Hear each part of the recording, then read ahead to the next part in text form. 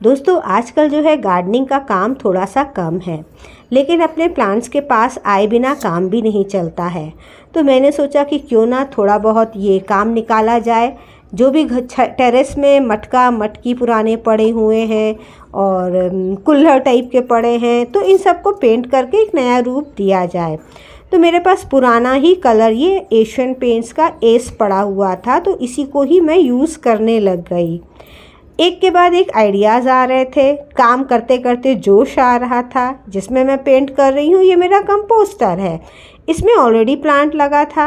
जब मुझे और ज़्यादा जोश आने लगा तो दोस्तों दूसरे दिन मैं जा कर के ये वाला कलर ख़रीद के ले आई।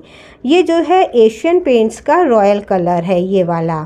तो कलर हमने अपने आप से बनवाया था। अब सेकेंड डे शाम के समय मैं इसमें येलो कलर करने जा रही हूँ।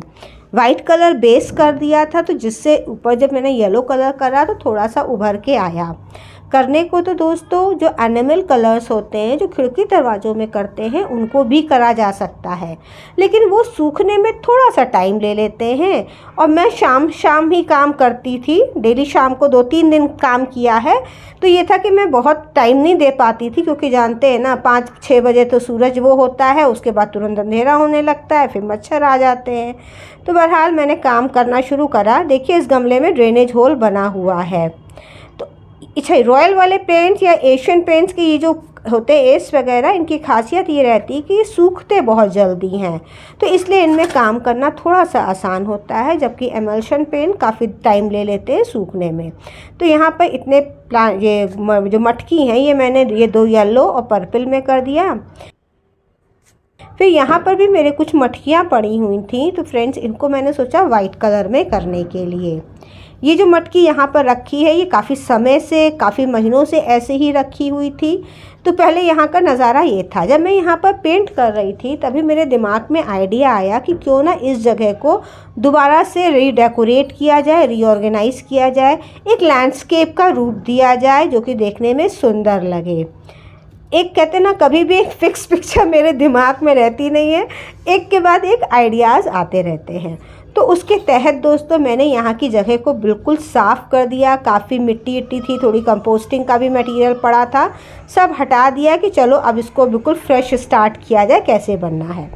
तो ये मैंने स्टैंड सभी बनवाए थे, तो इनको ला करके यहाँ पर रखा। और ये जो मटका है थोड़ा सा हैवी हो गया था लेकिन सूख गया। इसमें जो है स्वीट पोटैटो वाइन लगी है येलो कलर में, ये बहुत अच्छी लग रही है देखने में।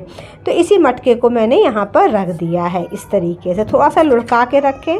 अच्छा, गर्मियों में एक प्रॉब्लम है, अगर आप प्लांट्स को बहुत ज़्यादा इधर उधर डिस्टर्ब करो तो ख़राब होने के चांसेस रहते हैं, इसलिए थोड़ा सा मुझे इसका भी ध्यान रखना था कि ये मेरी ख़राब ना हो।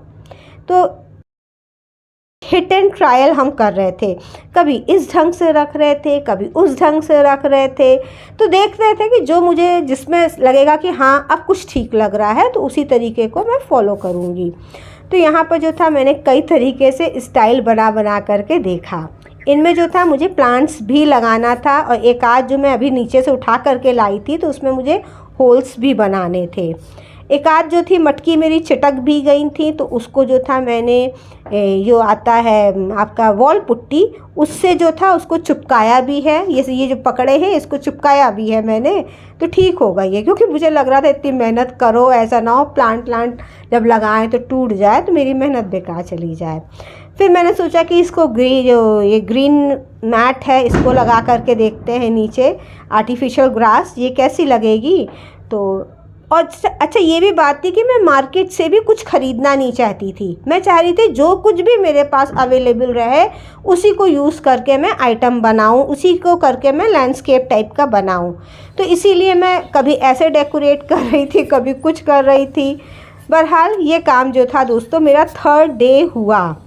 इसमें भी मुझे सेटिस्फैक्शन नहीं मिल रही थी। रात में अचानक दिमाग में मेरे कोई आइडिया आया, तो मैं सवेरे सवेरे वॉक करने के बाद दोबारा से टेरेस में आ गई और मैंने इनको जो था पेंट करा। ये पत्थर हैं दोस्तों, इनको मैंने फेविक्रिल वाले कलर से पेंट करा है। एक ही साइड से पेंट करा है क्योंकि पेंट ज़्यादा नहीं था मेरे पास।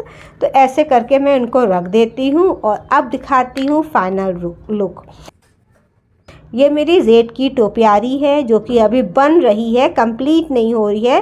तो इसको रखा नीचे। दोस्तों ये स्वीट पोटैटो वाइन है।